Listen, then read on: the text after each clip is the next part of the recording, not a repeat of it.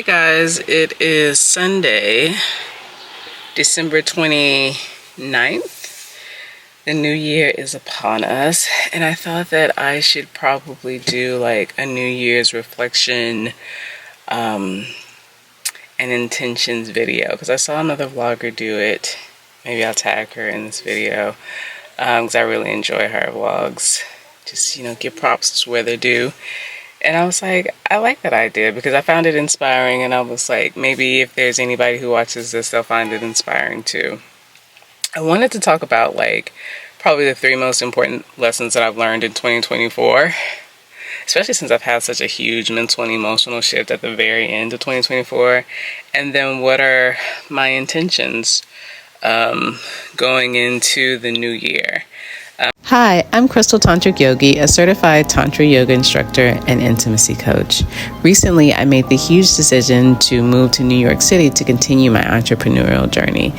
On this channel, you will witness me go through my many life transitions and challenges as I try to grow my business, basically start my life over, and explore and share what it has meant for me to be a liberated woman. My hope is not to just build a business, but I actually want to build a community of healing amongst like-minded females.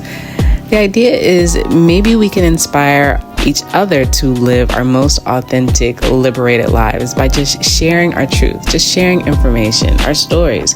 How about I start here on YouTube and then you share your story? Welcome. I'm on my way to Target, basically just to get out the house, but also I need to pick up a couple of things, even though it could have waited. But if you're a mom, you know, sometimes you just got to get out the house, go to Target, not staying in the house. Like, let me get out at least for an hour. And I thought this would be a good time to like talk about New Year's resolutions, reflections, intentions. And I like the word intentions better going into 2025 than resolutions, because there's a lot of pressure behind like, okay, I'm gonna resolve this in 2025. And one thing life has taught me too, you can have an intention and it might take you several years to actually see it all the way through. I like the idea of intention, going at things with intentionality instead of I'm going to resolve this at this time, because life usually doesn't work that way. So let's head over to Target and then I'll try to find a decent spot to talk about the things that I learned.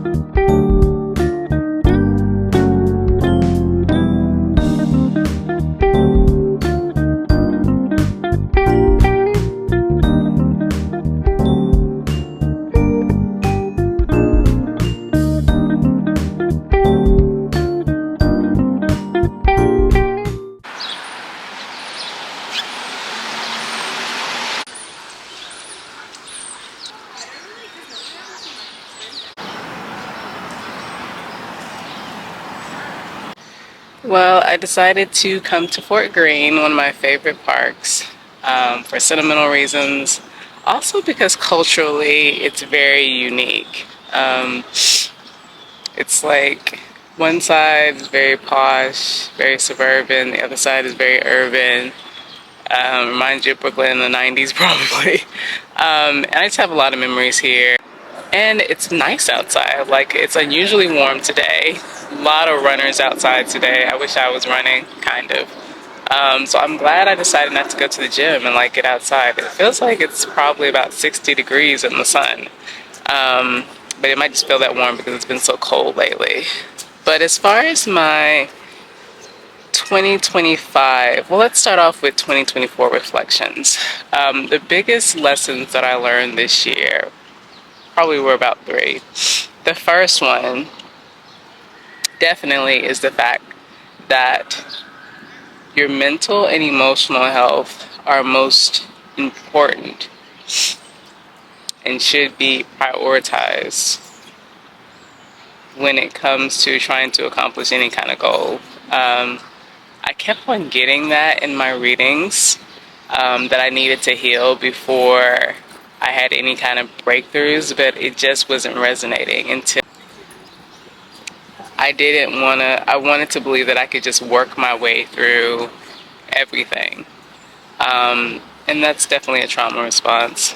But feeling like I have to earn everything instead of taking care of myself. And a lot of times we think of self-care as like the outside, but mental and emotional health really, like, you will accomplish something and then self-sabotage because of mental and emotional instability. So that was very apparent to me.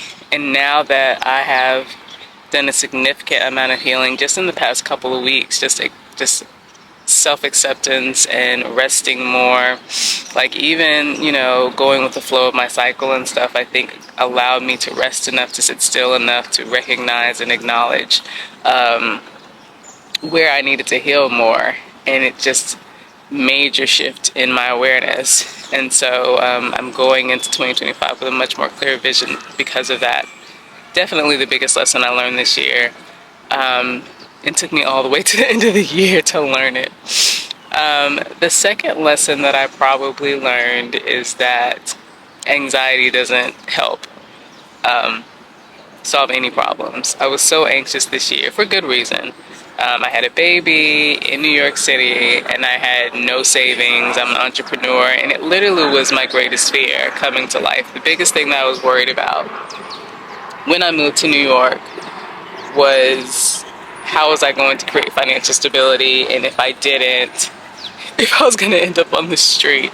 Of course that did not happen, but I mean, I have a long way to go to still get to financial stability, kind of. I mean, I really believe in the Shakti Realize project that I'm doing.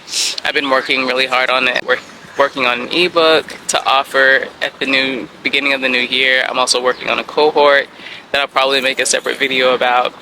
But sitting around and worrying about things, getting in my head, a lot of the stuff that I worried about didn't even happen. Yes, there were a lot of bills I could pay this year, but I never ended up homeless. I always had something to eat. I even basically lived like I normally lived, normally would live except for a few things. Because at the end of the day, it's like you can't control what you can't control. So, but I'm feeling much more optimistic about this year. But if things don't go the way I hope they go, I know the lesson I learned this year is getting anxious over it doesn't help anything. The last thing that I probably learned, or that I maybe will share, that I've learned that I feel like was really important, was probably about love.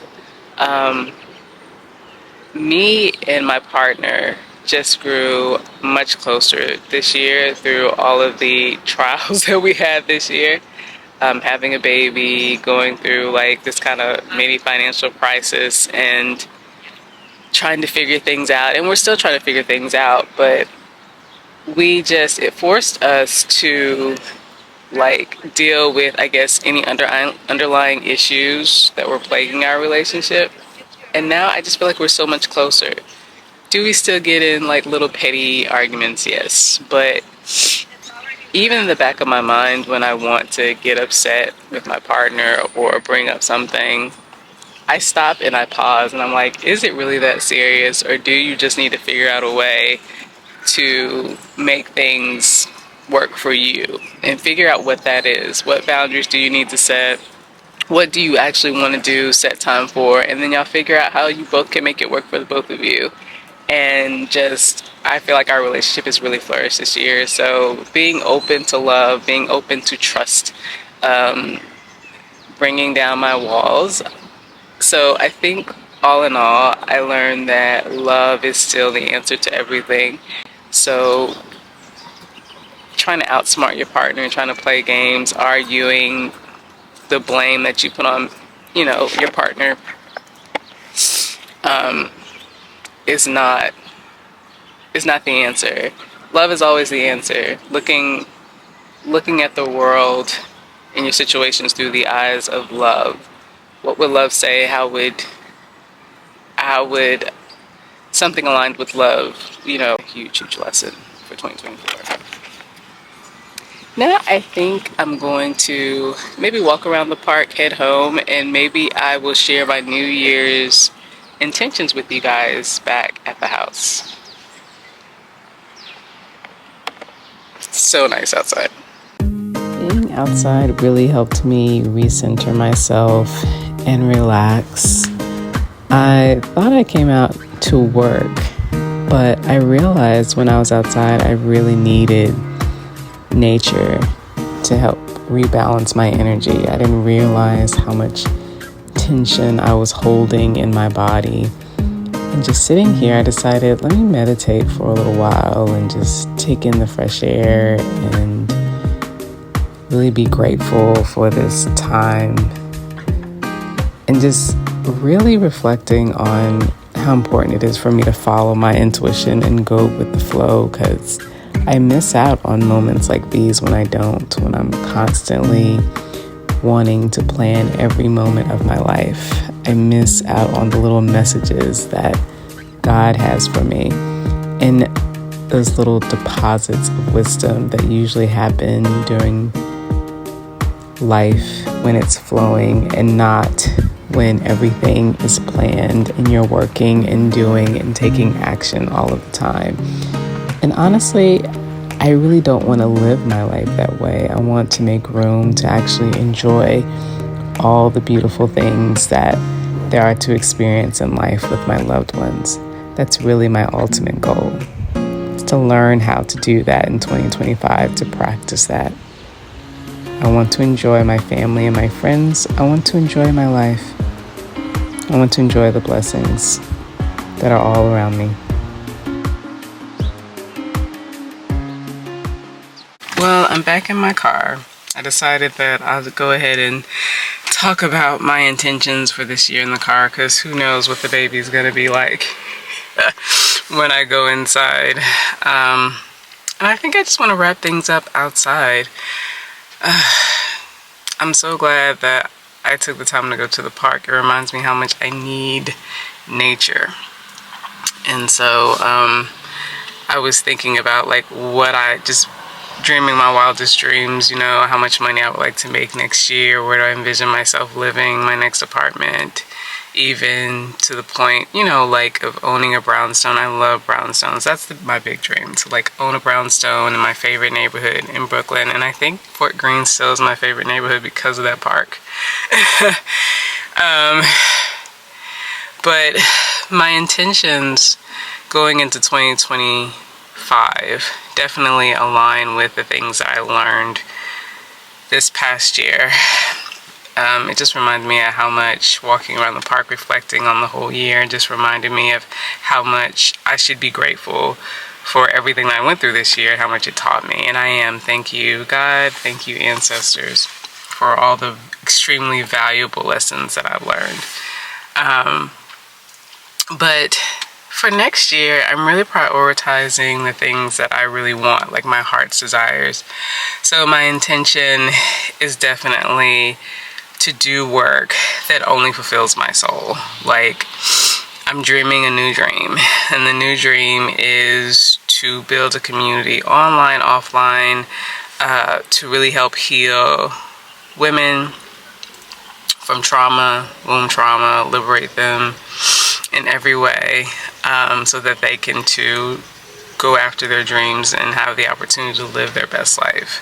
For those of us who've just been suffering and not knowing why, stuck in karmic cycles because we don't even recognize our own trauma, like my work moving forward is focused on that, and still want to have fun, still want to do the talk about pleasure and reframing the erotic and indulging and decadence and all the fun, sexy things. But I really want the focal point to be healing and healing trauma in all its forms, especially when it comes to women in the intimate areas of our life. but try to follow my intuition, like really be intentional about like developing that part of me even more, because I think that's going to be highly important moving forward. I have to be confident in my decisions, because if I'm not confident, I'll go back and forth and I won't accomplish anything. I learned that this year as well. And the next one is just, I'm going to be all about family this year. A lot of my dreams about abundance and my goals are about just being able to take care of my family, being able to visit my family, being able to... Camera died, so I had to do the rest of this on phone. But being able to really just make enough passive income to where I can enjoy my family, enjoy my life. I would love to have more friends and be open to that, which would probably be my last and final intention that I want to share, which is related to, you know, seeing through the eyes of love. I want to be open to making new connections, restoring ones that I thought may have not been for me, not ones that I let go of a long time ago, but maybe some recent ones where I was like, oh, I don't know. Like, I want to be compassionate and kind, and just when it comes to connecting with other people and building community, be more receptive to what people could bring into my life, even if we don't agree on everything or I don't like something. Like, just be open to like also sharing things that bother me and giving people time to adjust, because everybody has a story, everybody has emotional baggage, and nobody's perfect. So I want to be less defensive so I can invite more authentic connections, because I do need friends. Connecting with people made a huge difference, I think, also in my awakening. It wasn't just me like having epiphany because I focused on healing, and it was about me taking the time to invest in letting other people help me, taking the time to go to meetups and teach and just like be around other people. After I had some time alone and was more intentional about where I went and who I was connecting with, and I think that made a huge difference as well. And so I want to continue that into the new year. So those are my things for 2025, and I feel really good about them. But I hope you take the time to reflect on this past year, find a quiet space, a place that's peaceful, a place that you love, that inspires. It really makes a big difference. And then setting some intentions for 2025. I was watching another YouTuber. If I can find her page out, or channel, I'll share it. She spoke specifically about thinking about the successes you've had in the past and thinking about the time it took to get there, the mindset it took for you to get there, like the circumstances around you being successful, and applying that to your new goals, because sometimes we forget everything it took to accomplish those bigger goals, and everything is not going to be resolved within 1 year. But setting the intentions can set you up for success in the very near future. So thank you guys for watching, and I will see you in the new year.